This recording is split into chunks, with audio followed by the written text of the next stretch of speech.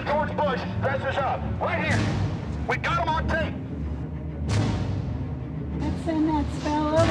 Oh!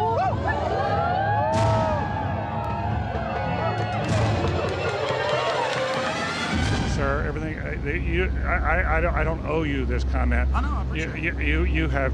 This is what's called ambush journalism, and I disrespect you for that as well. So thank Have you ever and goodbye. been in the ritual? That's none of your damn business. Oh. That's right.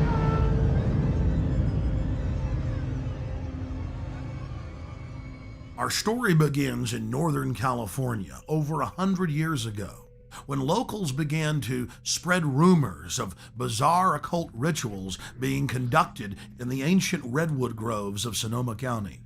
As the decades passed, it became clear these incredible stories had a basis in truth, and their source was a 2,700-acre private club known as the Bohemian Grove. Then, in a time period between the mid-1970s and the early 1990s, scores of reporters attempted to infiltrate the Grove.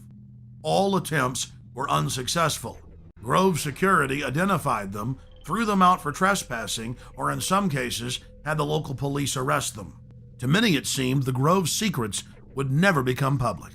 All of that changed on July 15th, 2000, when we ripped aside the veil of secrecy and were successfully able to penetrate the Bohemian Grove on their high holy day and videotape the cremation of care ritual.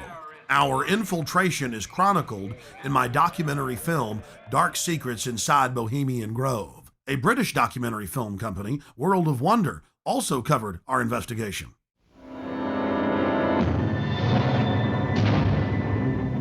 In the weeks that followed, Alex streamed his footage on his website and released it as a sell-through video.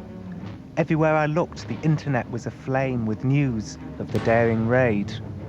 As the news spread across the planet that the Bohemian Grove had been blown wide open and that their secrets were public, the people were amazed. They were amazed to learn that many U.S. presidents and British prime ministers, German chancellors, the Hollywood elite, the heads of business and academia, Federal Reserve chairmen were traveling to the Grove each year, and that presidents had been going there since the turn of the last century in 1900. They were shocked by each new revelation of ritualistic depravity. This film is about what we've learned in the 5 years since we infiltrated the Grove.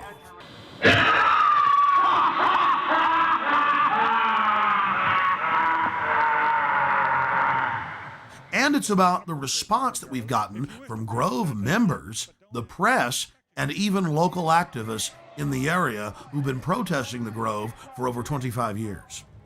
Finally, we learned that the Grove was only one chapter in a larger, worldwide secret society hell-bent on bringing in a one-world government. What would the people do if they knew that the majority of the leaders in the corporate world, as well as government, were deep occultists? Before the year 2000 and our successful penetration of the Grove, the mainstream media denied that rituals were indeed taking place there and said that elite from all over the world were simply meeting in secret to have a good time. After the footage we had shot of the cremation of care ritual aired first in England and then in the United States on national TV, the mainstream media changed their tune. The San Francisco Chronicle had previously refused to report on the Grove. After our infiltration, they wrote as many as 5 articles a year detailing the bizarre activities that were taking place inside the Grove, including the fact that top presidential advisor Karl Rove had tapped Arnold Schwarzenegger inside the Grove to run for governor on California's recall ballot. Even the vaunted New York Times reported on the Bohemian Grove, but attacked us for sneaking in. The New York Post was one of many national publications to report on all of the homosexual activities going on at the Grove. The Post reported in its page 6 gossip column that Chad Savage, gay porno star, was, quote, servicing the moguls at the Grove. But a disturbing theme ran through the body of the reportage. Okay, it's true. The elite meet behind closed doors, and there's gay porn stars and gay prostitutes being shipped in like beluga caviar. What's the big deal? Let's just let them have their privacy. And so they have lakeside chats calling for world government. Really, they're not bad people. The people we should watch are those that are exposing it. They're really dangerous weirdos. Of all the hit pieces that we've been victims of, the worst was conducted on national television by Brian Lamb, the director of C-SPAN, and some shifty-eyed professor they dug up, who appeared to be flashing Masonic hand signs, while he tried to eviscerate our character by implying that there wasn't even a ritual at all. Why, Alex Jones claims they do this ritual. Meanwhile, the Bohemian Grove has gone public to the newspapers, admitting they conduct rituals. Overnight, they had a gentleman on by the name of Alex Jones, who has a talk show in Texas, I think, and it's heard in communities around the United States. And he was talking about the Bohemian Grove Club, as if that's where it all happens. That's where all the decisions are made. There are thousands of people go there, and there's some kind of a ceremony surrounding an owl and all that. Have you followed this at all?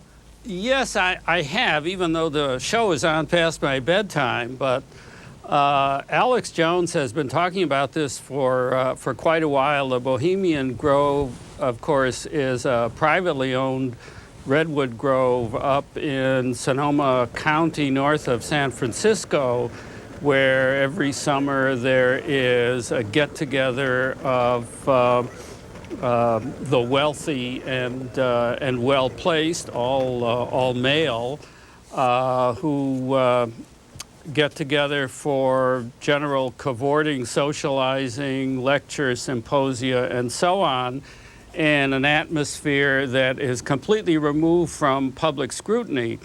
Alex Jones and some others have suggested for a long time that there are all sorts of nefarious rituals that go on, human sacrifices that were being committed by the elite who attend these gatherings. A lot of things people feel are organized behind the scenes with the Bilderbergers, the Trilateral Commission, the Council on Foreign Relations, the Masons. You can keep going down the list, and the Illuminati, One World Government, New World Order, Skull and Bones. You've got more information on that than I do, so call us at the top of the hour and talk to our guests about that, and we'll try to sort it out. Define Illuminati. The Illuminati were a small quasi-Masonic group founded in Central Europe in 1776. There was a surprising development in the summer of 2005. A Bohemian Grove employee decided to videotape some of the activities in the Grove and to give us the footage. The footage you're seeing was shot on a tiny digital camera, so the quality isn't the best, but the images are powerful. The individual that gave us this footage asked that we not release their name. Our source was able to confirm what we had seen in internal Bohemian Grove documents and annals, that the elite of the elite attend the Grove. Our source personally saw New Mexico Governor Bill Richardson in attendance, Supreme Court Justice Clarence Thomas, the famous newsman Walter Cronkite, and countless other luminaries. Without giving away the identity of our source, we can tell you this. The most elite encampment within the Grove is Mandalay. Other members of the Grove were not even allowed to approach within 100 yards of this compound, swarming with Secret Service, valets, private French cooks, and private security men. In the compartmentalized system of the New World Order, Mandalay is an elite within an elite, at the very top of the pyramid's capstone. Things have changed in the last few years at the all-male encampment. Since its founding in 1872, no females have been allowed in. But under pressure, they've allowed women some jobs in parking cars and in the kitchens in special cloistered areas. Our source is male. We'll call him Kyle. He reported to us that it was a constant irritant inside the Grove, being asked by old men if he, quote, slept around and wanted to have some fun. During one of the festival's revelries, known as Gypsy Jazz, they pause to thank the author of the music.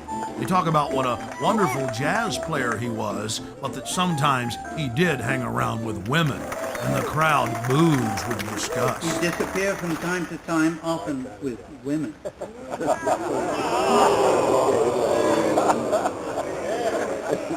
He thought stealing was fun. The Grove's own internal annals brag that the Manhattan Project, or the plan to create the A-bomb, was hatched inside this building, known as the Chalet. The Strategic Defense Initiative, better known as Star Wars, was also the brainchild of Grove members and was born inside the Chalet.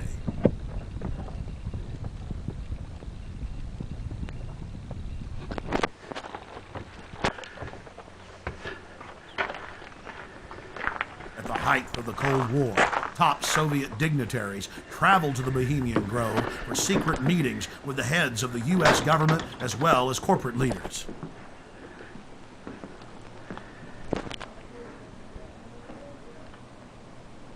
Our source worked at the Grove in the summer of 2004 and the summer of 2005, and he was able to obtain 2 program covers for the cremation of care ceremony, as well as a 2005 membership list, which reads like a who's who of U.S. and European elite.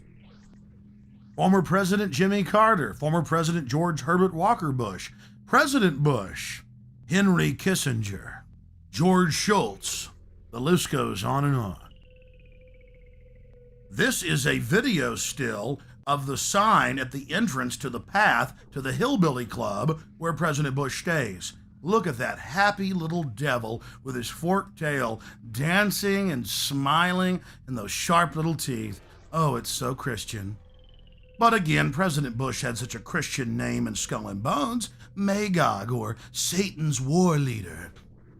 The Grove is dominated by Republicans, the supposed party of Christian conservative family values, but the Grove has its share of high-powered Democrats as well. It's also important to note that the Grove itself was founded in 1872 by West Coast journalists, and that the National Press Club adopted the iconography of the Grove for its Great Seal. There are 3 major icons used in the cremation of care ritual: Moloch, the owl idol, the curved staff carried by the high priest, and the eternal flame lamp, the Arabian-style lamp which the priest uses to ignite his torch, which he then uses to burn the human effigy Care. Here are video stills of the effigy after it has been burned on the altar in the morning. Many researchers of the global elite believe that real sacrifices are going on at the Grove. When I filmed the ceremony in 2000, I saw no evidence of this. It looked like an effigy, and the Druid priest were easily able to pick it up and take it up the steps to the platform. Our inside source informs us that there are actually 4 effigies used in the ceremony. One brought in on the back of the wagon, another that's used behind the trees, another that's brought across by the Grim Reaper to the steps of the idol, and still another effigy that is placed on a black altar before Moloch, the demon god, and burned. And this is the first and only time that video has ever been shot inside of the owl idol.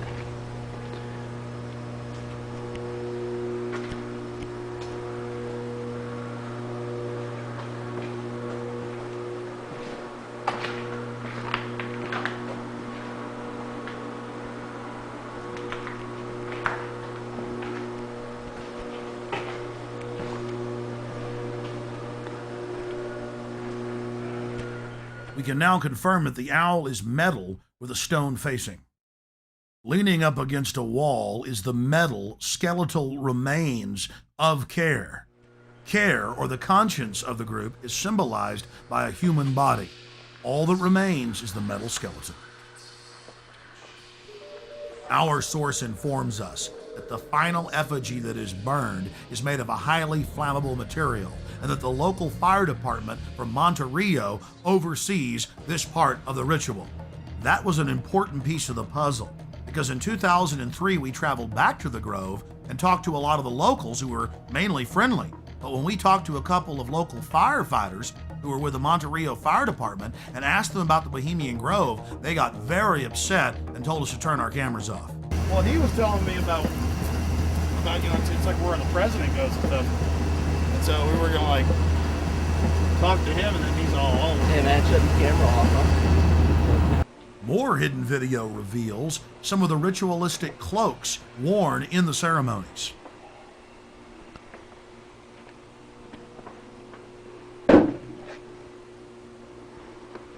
Here are some more stills inside the Grove. Our social lives, going to the football game or the PTA, a little bit different than your average world leader or corporation chief. No, in their spare time, they worship Moloch and do mock human sacrifices. We just need to get used to that and accept them as our leaders. Think about it. If your neighbor was engaging in mock human sacrifices to Moloch, the demon idol that was worshipped all over the Mediterranean and the Middle East, would you let that neighbor walk your dog or house sit, or how about babysit your children, or be in control of the nuclear launch codes? Well, let me give you a revelation. They are in control of the national deficit, of Congress, of your bank account, of your local police department, and they see you as cattle, as their slaves. Some of the criticism we received came from an unexpected source. Harry Shearer, star of Spinal Tap and the voice of Mr. Burns on The Simpsons. This is a get-together of very powerful guys. Harry Shearer played the role of apologist in a British documentary about the Grove.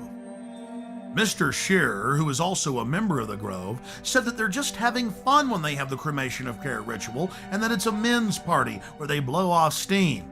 But Mr. Shearer didn't stop there. In 2002, he produced a full-length feature film and released it titled The Teddy Bear's Picnic.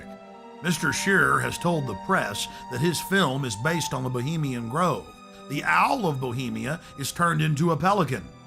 Care is transformed into time. The Druidic rites are interpreted to simply be nonsensical sophomoric activities.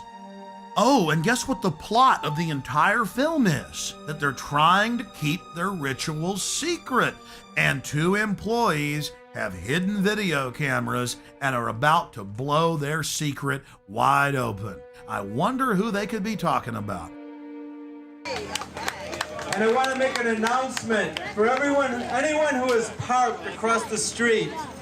Anyone who's parked across the street at the theater, on the theater grounds, you need to move your car.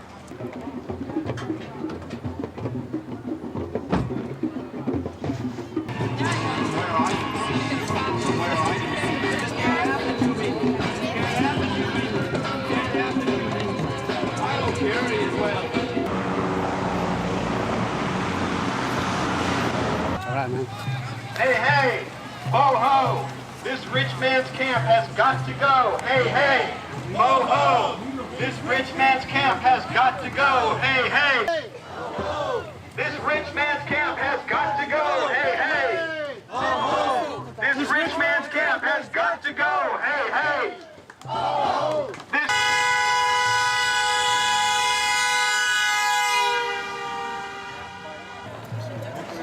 So, are you one of the Grovers?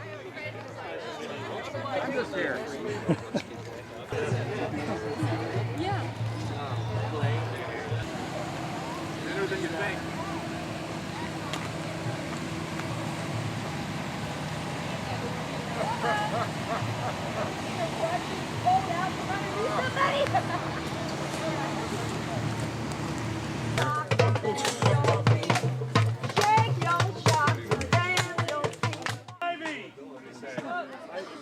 One of the strangest chapters in the unfolding Bohemian Grove soap opera was the fact that local protesters were angry at us bringing up the occult activities in the Grove.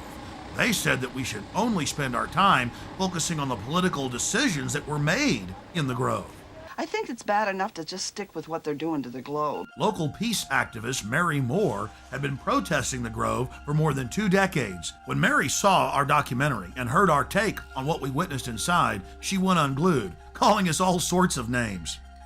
We were wacko for thinking these rituals were strange. Why were we reporting on that? For the 2001 protest, the year after we snuck in, Mary turned over control of the organization to other local groups, but she was in attendance. We then caught footage of the local leaders of the protest group actually carrying out their own counter rituals in some type of bizarre white magic versus black magic war. They even had the old-fashioned witch's pot. I was wondering where the brooms were. They conjured spirits, brought them into the circle, concentrated their power together, and then sent the spell in against the Grovers.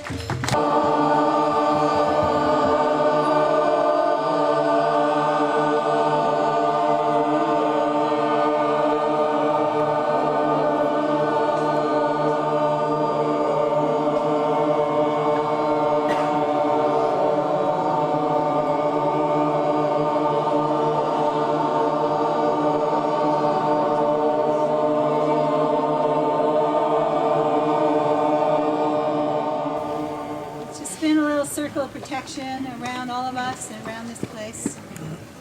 Hail, guardians of the watchtowers of the east, spirits of air, spirits of changing winds, winds of change, be present here as we do this ritual. So mote it be. I call upon the primal fires of transformation and creation, the shining face of the Father and the molten core of the Mother. In their sacred union we stand, sacred fires even now. Oh, spirits of the water, spirits of this beautiful river that runs past us. We feel you in our blood, moving through our bodies. Let us welcome you as we remember that we are one. Ho, spirits of the water. Oh, spirits of the water. May we not fear the dark place that we enter in order to learn from you, Mother Earth. Guardians of the North, be with us. So mote it be. A little too freaky for my taste. Yeah. A little too religious.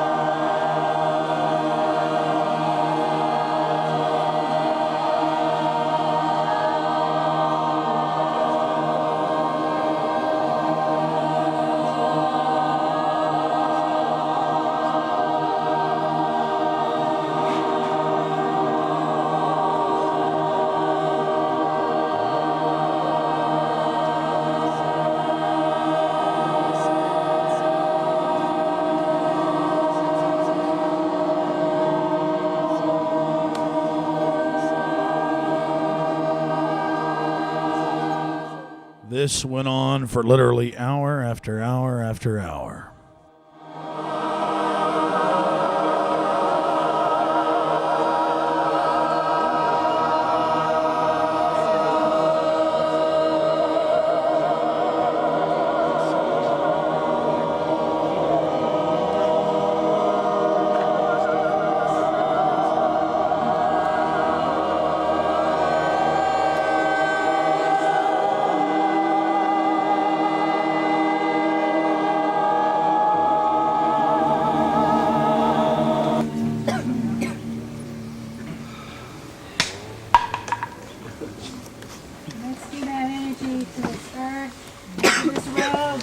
Drive across and do all the symbols we painted on it and look at this water.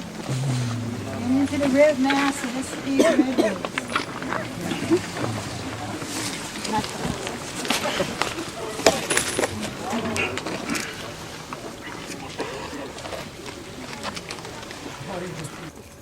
There's a little spell that we've been working since the election. You mean the appointment? That's right. Maybe you'll say it after me. It goes like this. Let power and resources flow. Let power and resources flow. To those who will use them. To those who will use them. For the good of the earth and her people. For the good of the earth and her people. And be withdrawn from those who won't. And be withdrawn from those who won't. Let's send that spell over into the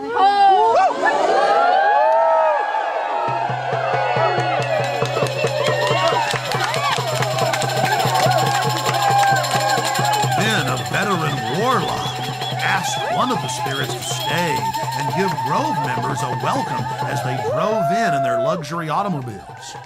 Winds of change, spirits of the air, powers of the east. We have felt your presence here and would like for you to stick around and give a warm welcome to the folks who are coming here. But go if you must, and please stay if you will. Hail and farewell. Hail and farewell. She changes everything she touches, and everything she touches changes. She changes everything she touches, and everything she touches changes. She changes everything she touches, and everything she touches changes. Does it feel good to get loaded on the slave ships? Giggling happily. Face scanning cameras going up. You don't speak out against that. In that cauldron is water from sacred places and from political actions all around the world. There's water there from Seattle and from Quebec City. And Chalice-Well in Glasgow. Chalice-Well and other places people know of. The birthplace of Quetzalcoatl and Amatlan. And I'm going to take some of it actually tomorrow to Genoa, to the protests there against the G8, and we're going to do some kind of cauldron ritual in the midst of it, which will be interesting. Sorry.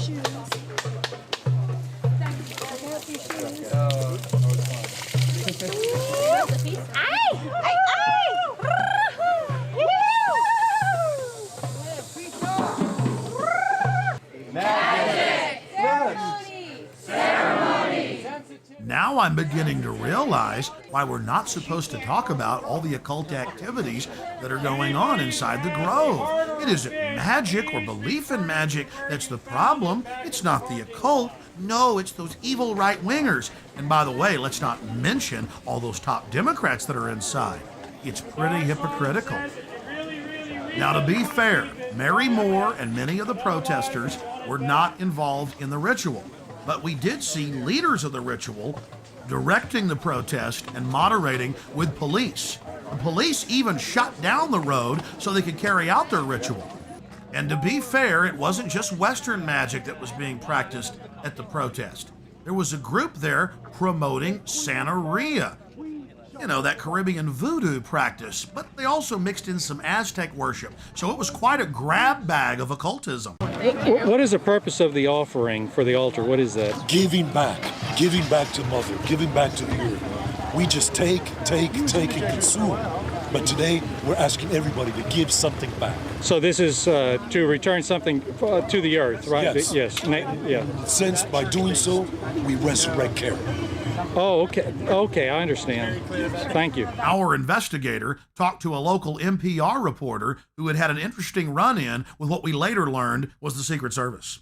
Cool. I was alerted to very fancy cars standing in the side street here, and I walked up. The guy had his window down, and he had all kinds of fancy recording equipment on his seat next to him. And I held the microphone in, and I said, "Sir, we are curious about who you are. Would you please tell us who you are?" And he said, "Take your mic out of my car, lady, and step back." And I said, "Would you repeat that for broadcast?" And held it even closer. And that's all I could get out of him. And then he sort of tried to run over my toe. He turned his car around and disappeared in that direction. And people said he was on the bridge filming before. So he was somebody from the other side who was documenting this. Right, the wrong side. Okay. The wrong side, yes. In studying worldwide occult networks, in modern times and throughout history, we always run into the same data.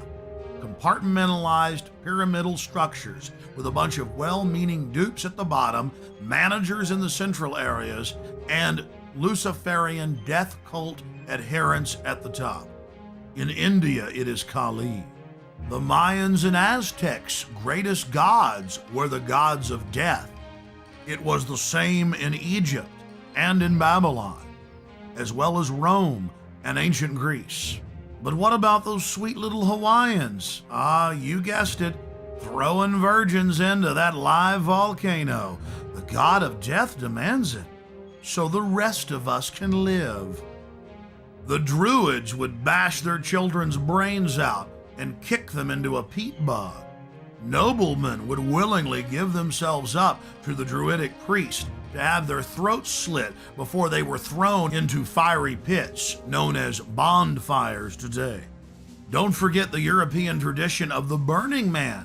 Take your strongest man when times get tough, strap him into a huge wicker effigy of a human and torch him. That will make the gods bring back the fertility. That will make the gods bring life to the tribe. Death brings life. They call it creative destruction, but in reality, it is simply a tool of the elite to abuse, subjugate, and dominate their populations for their own good. We're looking at ancient propaganda. In the fall of 2004, while in New York to cover the Republican National Convention, we ran into David Gergen, the Karl Rove of 4 presidential administrations. Okay, one last question. I read a Washington Times article many years ago where you had a comment about the organization, and then now it's been in the Wall Street Journal, it's been in a lot of different newspapers, and that's the Bohemian Grove. And back in, 1996, when you joined as a Clinton advisor, the Republicans were criticizing you. Oh, what about Bohemian Grove? And then you countered them by saying, "Hey, I don't run around in the woods naked." What did that mean?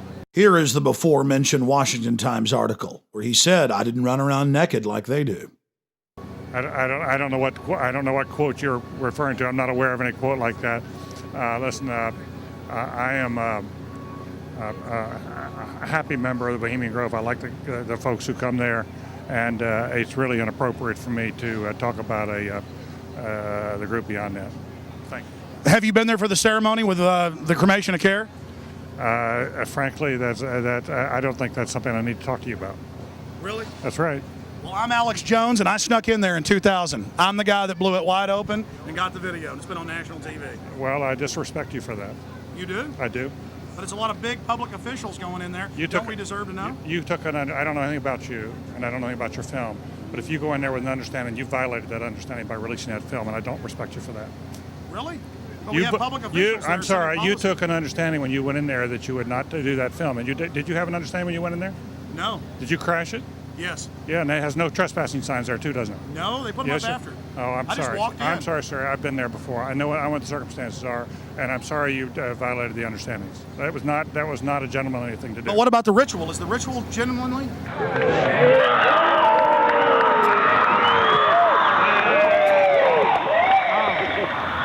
Sir, everything. I don't owe you this comment. I know. I appreciate it. This is what's called ambush journalism, and I disrespect you for that as well. So thank you and goodbye. Have you ever been in the ritual? That's none of your damn business. Oh, that's right. Listen. You go around and make understandings with people and violate them. You ambush people on the streets, and that's inappropriate form of journalism. If you wish to practice that, that's fine, but don't ask others to respect you for it. If you want to, you can do. You're a free American, like anything you want. If you want to be uncivil and rude and ungentlemanly, that's up to you. But don't expect the rest of us to say, "Oh well, you're there, Mr. Gergen." I'm sorry, nobody sets policy in there. We try to be gentlemen, and obviously, you don't belong there. Weaving spiders come out here. Yeah, that is a three-pointer. Woo! Look how strangely he behaved when we brought it up. Why is he acting so secretive? And why did he get so angry when he discovered that we'd snuck in? You see, they take it very, very seriously. This is one of the hallmarks of the occult and secret societies. The word occult means secret. Secrecy is part of their religion. They revel in it. And when it's violated, they become extremely angry. How widespread is the occult? The answer is extremely widespread. Occultism in our society, and particularly in our government, at the highest levels of corporate America, is rampant. It is a well-publicized fact that the Reagans had every aspect of their lives governed by their astrologer. Imagine having your life controlled down to the exact minute that you give a speech by astrology, an ancient occult system that believed that the earth was the center of the universe. Eleanor Roosevelt admitted that she performed seances and tried to raise the dead at the White House. 60 years later, Hillary Clinton had her own seances attempting to contact Eleanor Roosevelt. Prime Minister Tony Blair and his wife practice the occult every morning. Tony Blair draws a circle and then conjures the spirit that he calls the light. He channels it and makes decisions according to what the spirit tells him. The Blairs' admitted occult activities are legion, and so was Adolf Hitler's well-known obsession with dark mysticism. Adolf Hitler belonged to the pre-Nazi death cult, the Thule Society, as well as the Thule Society. Both groups trace their lineage back to the Order of Death, founded in 1776 in Ingolstadt University in Bavaria, Germany. Then, of course, it spread to the U.S. with the founding of Skull and Bones. You were both in Skull and Bones, the secret society. It's so secret we can't talk about it. What does that mean for America? The conspiracy theorists are going to go wild. I'm sure they are. I don't know. I haven't seen the web. Number 322? First of all, he's not the nominee. And, look, I look forward... Are you prepared to lose? No, I'm not going to lose. You both were members of Skull and Bones, a secret society at Yale. What does that tell us? Not much, because it's a secret. Is there a secret handshake? Is there a secret code? I wish there were something secret I could manifest. 322, a secret number? There are all kinds of secrets, Tim, but one thing is not a secret. I disagree with this president's direction. Aleister Crowley, who dubbed himself the Beast and the most evil man alive, was a fellow traveler with some of the most powerful people in British society, including prominent royals. The Church of Satan, the Temple of Set, the OTO, the Golden Dawn, Skull and Bones, Bohemian Grove, the Blue Lodge, the Scottish Rite, the 33rd Degree. It seems like there are hundreds of different occultic groups, but all they are different denominations in the same religion, the Egyptian and Babylonian mystery schools. Albert Pike, who was the supreme Grand Mason of the entire world, founded the Ku Klux Klan. But you don't hear Jesse Jackson calling for his statue to be removed in Washington, D.C. Why is that? Because Jesse Jackson is a 33rd degree Mason. Now don't get me wrong, most Masons are what high-level occultists call porch Masons or outsiders. They themselves are considered neophytes by those in the inner circle or those nearer the top of the pyramid. They're compartmentalized. They believe that their great work, as they call it, is to help society. But in reality, they're being controlled and manipulated. The Knights of the Secret Circle, the Knights of the Golden Circle, This is what high-level KKK members call themselves. But even low-level KKK members do not understand that the KKK itself is part of a larger Masonic organization.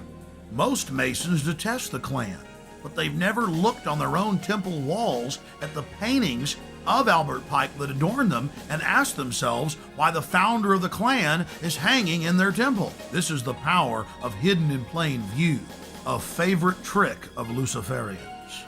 Where did this dark thinking start? This black spirituality? The central thread goes back to ancient Egypt and Babylon with the mystery schools. They knew that knowledge is power, and so secret societies were formed to guard the secrets of medicine, architecture, government, agriculture. Secret societies are nothing more than the first intelligence agencies. Knowledge had to be guarded, but over time, elites abused their control of the knowledge and used it to dominate their populations. And these same sciences of control are being used today. That's why the elite today relishes secrecy. They know that it is the fount of their power. They seek to dumb down the population, not just to hoard their secret knowledge to make us even more mindless, more domesticated, like braying sheep to the slaughter. Their religion is the science of sophistry, the science of the con artist, the science of the despot, the dictator, the tyrant, the controller, the charlatan, the liar. They come to kill, steal, and destroy. They are parasites. They are anathema to free, dynamic human societies. Know your enemy. Stand up for love and life and family and resist the New World Order and the Babylonian slave state our enemies are attempting to construct.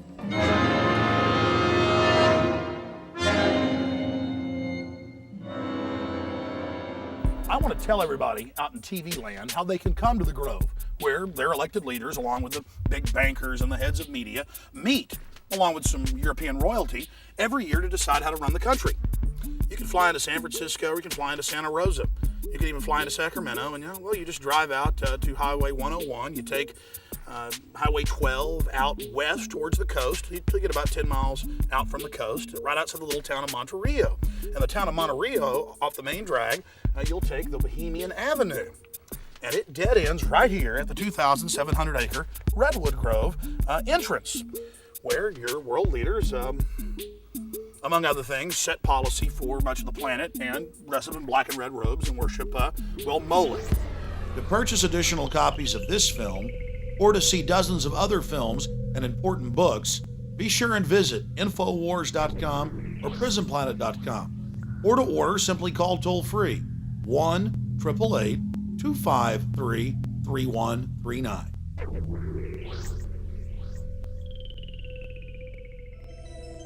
Hey guys, get your cameras on. Yeah, what's going on?